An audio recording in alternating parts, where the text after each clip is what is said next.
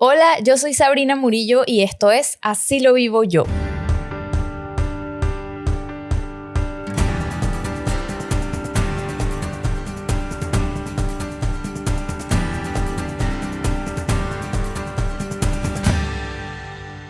Bienvenidos una vez más a Así lo vivo yo.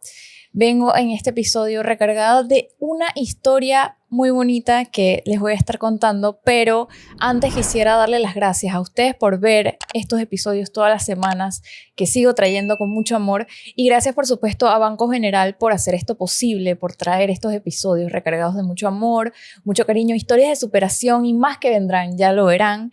Y ahora sí, comenzando con el episodio de esta semana, yo quise traer algo de lo que de vez en cuando hablo en redes sociales porque la gente me dice y se da cuenta, pero no sé si alguna vez lo he hablado así abiertamente en redes. Sí lo he hablado como en privado, pero no en redes, y es sobre mi historia de fe, porque realmente una de las herramientas más poderosas que yo he tenido después de mi accidente fue tener una fe y una esperanza viva de que todo iba a salir bien y de que todo va a seguir saliendo bien en mi vida, gracias a Dios. Y entonces eso es lo que vengo a hablar un poco, porque curiosamente las personas que hoy en día me ven y me ven con esta, digamos, devoción o fe, pensarían que toda mi vida fue así, y la verdad es que no. Antes de mi accidente yo no era una persona demasiado creyente, yo era católica sí de nacimiento, bueno, la típica como católica light familia de que nací, me bautizaron, iba a misa de vez en cuando, algunos domingos, unos que otros. Realmente no era como que una obligación en mi casa, nunca fue así. Muy relax, realmente. Mi papá, era la persona que más nos impulsaba, así como que vamos a darle gracias a Dios por todas las bendiciones que tenemos y así, pero en verdad, a mí me daba pereza. O sea, yo no tenía, como que desde pequeña yo no sentía esa necesidad de orar o como que hablar con Dios. Y así yo desde siempre he tenido una personalidad bastante como autosuficiente, o de que todo lo puedo, de que todo lo logra, porque desde niña, digamos que como que tuve varios logros, como buena estudiante, buena deportista, buena, no sé, amiguera, etcétera. Entonces como que en mí nunca sentí que necesité esa ayuda de alguien más, de Dios, ¿no? Familiar, eso sí, siempre muy llena de amor. Entonces en mí sentí que nunca me faltó nada. Claro, poco sabía, o ahora que veo hacia atrás y pienso como que ingenua, porque sí siempre necesité ese espacio en mi corazón que solo podía ser llenado por Dios. No lo tuve en mi infancia realmente, aunque sí siempre estuvo presente, así como siempre está presente en nuestra vida. Entonces eso es algo curioso, que fue después de lo peor de mi vida que yo llegué a conocerlo. Y aquí viene una gran invitación, y es que no esperen a que les suceda algo terrible para sentir la necesidad de buscar a Dios y de pedirle ayuda, o simplemente de darle las gracias. Y entonces esto suena un poco así. Si bien, como les dije, mi infancia, según lo que yo pensaba, fue fácil, o una infancia bendecida, una infancia llena de mucho amor, de mucho cariño. Tuve alguna que otra pérdida de personas cercanas, de familiares que se murieron. Creo que todos hemos pasado por ahí, ¿no? Como que nuestros abuelos, bueno, mi abuelo paterno y mi abuelo materno fallecieron, y así entre ellos también falleció mi tía, la hermana de mi mamá, curiosamente o irónicamente también de un accidente automovilístico. Entonces como que, wow, ¿por qué a mí, no? ¿Por qué me pasa esto a mí, o por qué a mi familia? Y cuando pensar que una hermana nunca debería estar enterrando a su hermana, o una madre, es decir, mi abuela nunca debería estar enterrando a su hija por un accidente automovilístico, sí, porque falleció a temprana edad. Esa historia se repetiría unos años después en mi propia familia, o sea, como mi núcleo familiar. Irónico, ¿no? Muy curioso. A todas estas, como les digo, nunca sentí necesidad de nada de Dios. Voy a saltarme muchos años de mi vida porque esta historia, este testimonio pudiera ser muchísimo más largo si me ahondo realmente a todos los momentos en los que Dios en verdad sí ha estado. Pero voy a saltarme a cuando lo conocí, que fue después de mi accidente. Ya lo conocemos, esta historia, pero el carro en el que yo venía cae desde el cuarto piso de estacionamiento de mi edificio y ahí se produce la muerte inmediata de mi padre, de mi hermanita menor, de mi novio de ese momento, y yo quedo pues más allá que acá. Realmente ahí comienza el primer milagro y la primera razón por la cual yo decido tener que buscar a Dios primero y creer en Él, creer que Él en verdad estaba ahí presente, porque las personas me preguntan, Sabrina, ¿tú alguna vez te has preguntado dónde estaba Dios en el momento en que ese carro cae? Y sí, por supuesto me lo pregunté 10.000 veces y la respuesta es que Dios siempre estuvo ahí, porque primero esa altura no la sobrevive nadie, comenzando por ahí. Tan es así que incluso los paramédicos habían declarado que los 4 pasajeros de ese carro habían fallecido, yo incluida en ese combo. Ya los bomberos, los paramédicos habían dicho que Sabrina no tenía vida y que Dios, porque así lo veo yo, que actúa así como que a veces lo culpamos de que no evita estas situaciones, y de eso voy a hablar un poquito más adelante, de lo que he entendido sobre por qué Dios, si Dios es bueno, por qué no evita el dolor o por qué no evita la tragedia. Y hablando acá, yo no soy teóloga, esto es algo que he podido entender un poquito en mi oración y hablando con él, lo que él me ha dicho, pero retomando lo que les decía antes de que yo no había sobrevivido. Bueno, Dios puso un angelito ahí en el camino, un vecino de los edificios de al lado que se acerca y se da cuenta, lo dejan acercarse porque es médico, toca las pulsaciones y se da cuenta que todavía había pulso dentro de ese carro. En ese momento es cuando yo volví a la vida, yo volví a respirar porque él, por gracia de Dios, porque Dios le puso ese deseo en el corazón de acercarse a ese carro. ¿Por qué? Que me saca del carro, me intuba y ahí es cuando yo respiro y se dan cuenta, mira, Sabrina está viva, vamos a llevarla al hospital. Empezando por ahí, que se me dan como chills y todo porque cómo no creer en Dios, ¿no? Cómo no creer que ahí hubo una unción, ahí hubo un milagro. Y luego quiero volver a, ok, pero si tanto crees en Dios, ¿por qué no salvó a tu familia? Voy a volver a eso más adelante, pero digamos que me llevan al hospital. En ese momento también siguen los milagros y es impresionante. Para mí es muy difícil no creer en Dios cuando ocurren tantos milagros ese día, los días después, los meses después, años después, hasta el día de hoy me siguen ocurriendo milagros que yo digo, solo Dios es capaz de hacer estas cosas, ¿no? Y entonces yo llego al hospital, en ese momento los médicos empiezan a hacerme todos los exámenes, ¿no? Me hacen radiografías y en la radiografía sale que yo tengo una hemorragia interna, que tenía órganos desplazados, que me tenían que salvar. Obviamente, bueno, también había tenido una lesión cerebral. Y entonces cuando me hacen la operación de que me abren así por el medio, pues para reparar todo lo que había salido en la radiografía, resulta que nada de eso era cierto, que no tenía ninguna hemorragia interna, que no tenía, gracias a Dios, desplazamiento de órganos. Entonces ahí vengo yo otra vez con mis preguntas. Obviamente no estaba consciente en ese momento, pero lo que entendí después es cómo una máquina de última tecnología médica puede decir una cosa.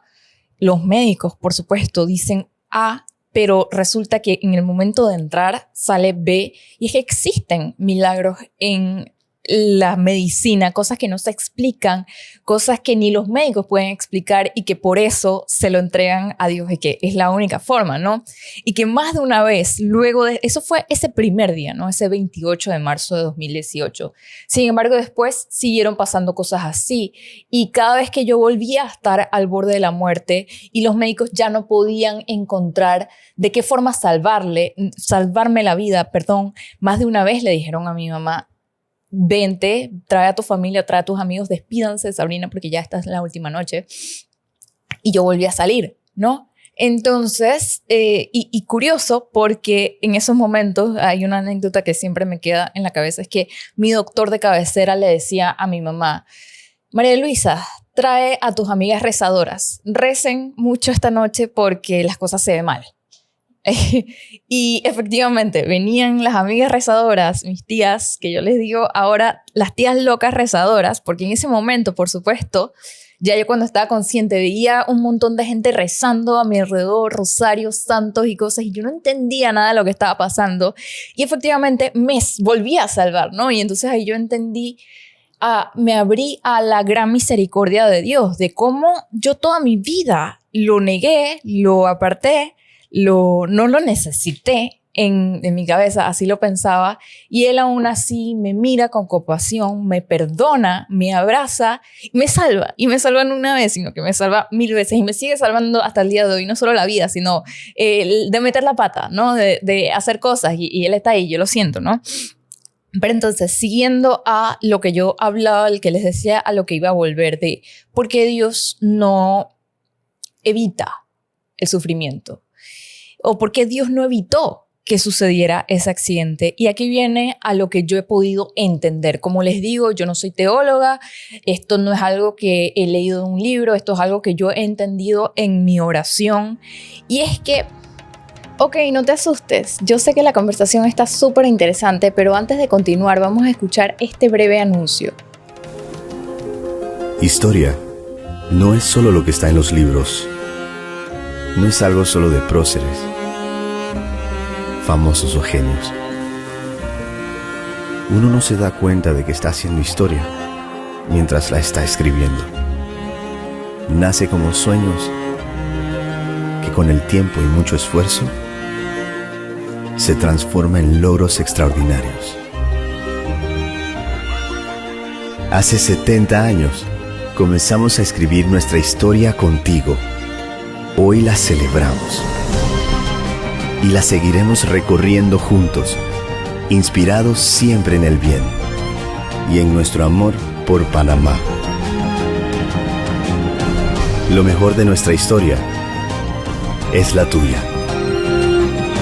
Banco General, por 70 años, tus buenos vecinos.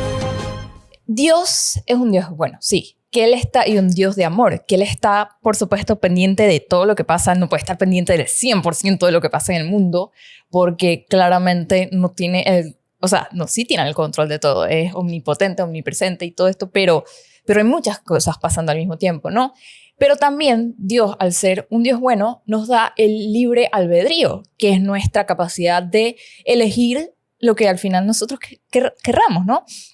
Y entonces, por este libre albedrío es que suceden cosas como que los humanos elijan ciertos caminos que no son correctos. Caminos como quizás ahorrarse algún dinero, quizás no seguir las reglas de forma correcta para ganar, para quedarse con más dinero y así construir quizás una fachada que se ve bonita y está estéticamente correcta, pero quizás no está éticamente correcta, quizás no soporta lo que debería soportar o no sigue la ley. Y así fue como pasó en mi edificio, así es como sigue siendo, ya ha pasado en muchos edificios. De hecho, hace poco en Panamá hubo, y ya ha habido varios de este tipo de accidentes luego del mío, que quedan los carros como en la mitad del estacionamiento porque no está construido correcto para aguantar, ¿no? Y eso no es culpa de Dios, eso al final es culpa del humano. ¿Por qué? Porque viene desde el pecado original, viene desde nuestras ganas de hacer las cosas como se nos dé la gana, ¿no? Como que querramos que sea mejor para nosotros, para nuestra conveniencia.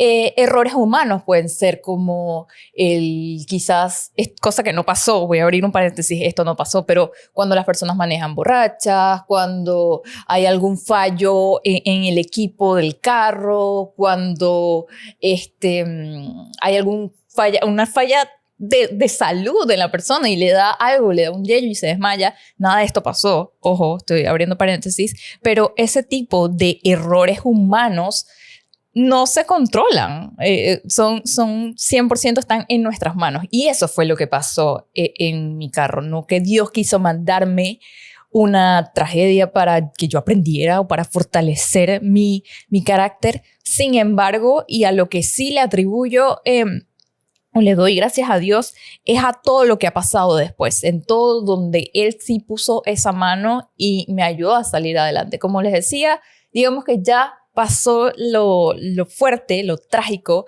que fue el accidente como tal, y salí adelante por milagros.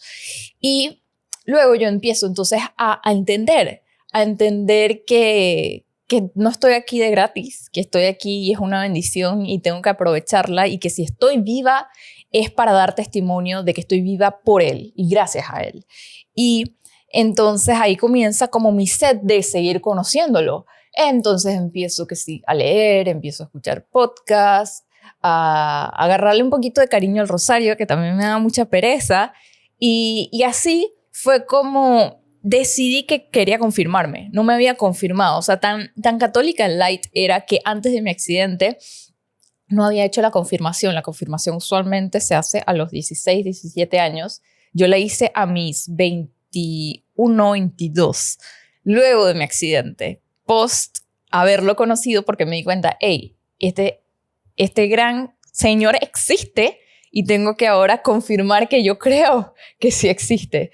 Y entonces me preparé, no sé qué, eso fue un año de preparación. Me acuerdo perfectamente que durante ese año también sufrí varias batallas, sí, espirituales, pero también físicas y mentales y ¿saben? De altos y bajos, en donde mi salud volvía a recaer y volvía a quedar hospitalizada después de haber estado 4 meses originalmente. A los 5 meses volví a quedar, no sé, 2 semanas por una infección de orina. Después me tuvieron que operar la pierna de una necrosis, no sabemos por qué. Luego, a los 10 meses de mi accidente, me tuvieron que operar el cerebro por un hematoma subdural, ¿no? Y entonces volví a caer y volví a caer. Y en esos momentos mi fe tambaleaba, porque yo decía, Señor, ¿cómo es posible que tú me salvaste y todo, pero ya ahora que te conozco, ahora que te rezo, ahora que estamos teniendo una mejor relación, me vuelve a pasar esto, ¿no? Entonces, esto es como un paréntesis para decir que es normal tener altos y bajos en la fe, momentos en los que dudas, pero es la fe, la certeza de lo que, no, es una cita bíblica, no me la sé textual, pero es la fe es la certeza de lo que no se puede ver.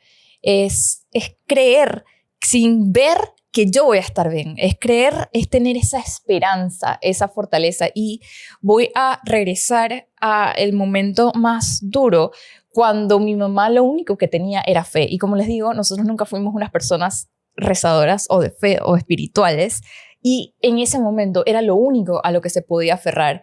Y eso fue lo que le dio la fuerza a ella para continuar y seguir con esta dualidad de estar prácticamente, sí, enterrando a su esposo y a su hija, pero también tener la fortaleza y la entereza para dar la cara por Sabrina, para que Sabrina sobreviviera, ¿no? Entonces vuelvo a los altos y bajos de la fe. Recuerdo perfectamente cuando, yo no hay nada peor, en verdad, nada más horrible que el sentimiento de que ya sabes que te vas a morir. Me ha pasado. Y en ese sentimiento yo me acuerdo perfecto, estaba llegando al hospital, eso fue la vez que me operaron el cerebro en 2019 por el hematoma subdural. Y yo tenía una cruz, me acuerdo perfecto, era una cruz de madera y yo la abrazaba y yo empezaba a orar, Padre nuestro que estás en el cielo, santificado sea tu nombre. Y me iban a meter a hacer un MRI, una resonancia magnética para ver qué había pasado, ¿no? Era en el cerebro, ya yo no estaba respondiendo de forma correcta y yo empezaba a rezar. Y yo supe que algo estaba mal y yo sabía que algo estaba mal, pero yo supe que yo estaba a punto de morirme cuando yo trataba de rezar y ya no lograba articular la oración, no me acordaba de la oración y ahí yo supe, estoy en peligro. Acto seguido, no me acuerdo, obviamente quedé inconsciente, me operan, salgo de esa y después me entero, ¿no? De que fue algo muy grave y que en ese momento mi neurocirujano le dijo a mi mamá, María Luisa, tu hija es un milagro, porque si ella no hubiese llegado en el momento en que llegó y yo no la hubiese operado, hasta ahí llega. Y no solo eso, sino que vayamos más atrás. En el momento en el que yo llego a ese hospital, a esa emergencia, había una persona antes que yo para ser operado. O sea, a mí no me podían operar en ese momento porque en fila había otro caso de un accidente que había sucedido en bicicleta. Y mi neurocirujano lo tenía que operar primero a él. Lo meten, digamos, a quirófano, o se dan cuenta en ese momento que él tenía en su sangre un medicamento que no le permitía ser operado en ese momento. Algo así era la anécdota. Y por eso lo tuvieron que pausar y meterme a mí. Acto seguido, Sabrina se salva. Acto seguido, si Sabrina no hubiese entrado a quirófano en ese momento, hasta ahí llegaba. Entonces yo digo, Dios mío, es grande, eres grande, punto. Y esas son como cosas muy grandes, digamos, en las que Él me ha salvado, pero también me ha salvado en pequeñas cosas o en quizás muchas veces nos perdemos buscando a Dios en lo grande y no nos damos cuenta que Dios está en lo pequeño, ¿no? Y quizás también esperamos o pasamos nuestra vida esperando un milagro, que era lo que yo comencé a hacer desde que quedé ahí los primeros años. Yo le decía a Dios, Dios mío, dame el milagro, levántame de la silla, o sea, ya me has salvado, ya has hecho todo por mí, ¿por qué no haces el milagro de levantarme de la silla? Esto no es nada para ti, Señor, Dios mío, hazme el milagro. Una vez un amigo me dijo, Sabri, ¿no crees que quizás el milagro ya pasó? Que quizás el milagro no es levantarte de la silla, sino el milagro es que estés aquí hoy y que hayas sobrevivido, pero también que tengas la fe que tienes. Porque, señores, yo les voy a decir algo. Para mí vale 1000 veces más estar en silla de ruedas, pero tener esta fe o esta cercanía con Dios que tengo hoy en día, a quizás como antes que caminaba, pero no tenía a Dios en mi vida. No era algo prioritario para mí. En verdad podría decir 1000 veces o pudiera hacer 10,000 podcasts de cómo Dios me ha salvado luego de esto y antes y toda mi vida realmente, y ahora lo identifico, pero no quiero alargarme más. Por eso, por favor, si quieren una segunda parte para ahondar un poco como sobre cómo llegué a conocerlo, cómo es mi relación con Él hoy en día y cómo me da la seguridad de que en ciertos momentos quizás no lo siento a Él, porque de eso se trata la fe, ¿no? Como de que muchas veces estás en tu top, estás ahí, estás en tu peak en relación con Dios y vas a misa y lo escuchas y te da las señales, pero muchas veces no te responde y es desesperante, ¿no? Entonces, ¿cómo lidiar con eso? Porque muchas veces la fe no se trata solo de ver o de que te haga estos milagros o de sentir, sino de seguir incluso cuando no lo sientes, incluso cuando no lo puedes ver. Porque sabes en el fondo que es esa esperanza, esa certeza de que sí tienes a alguien que te está guiando en el camino, que tienes a alguien que quiere lo mejor para ti y tienes a alguien que te va a hacer sentir abrazado, querido, querida. Y así es como yo me he sentido con Dios. Así que nada, con esto voy a ir cerrando este episodio. Ya les dije que si quieren saber un poquito más de esta relación, déjenme en los comentarios. Le quiero dar las gracias a Banco General por haber traído este episodio. A ustedes por verme. Recuérdense de seguirme y suscribirse. Por favor, denle a la campanita para recibir notificaciones de cuando saco nuevos episodios. Y nada, nos vemos la próxima vez en Así lo digo yo. Chao.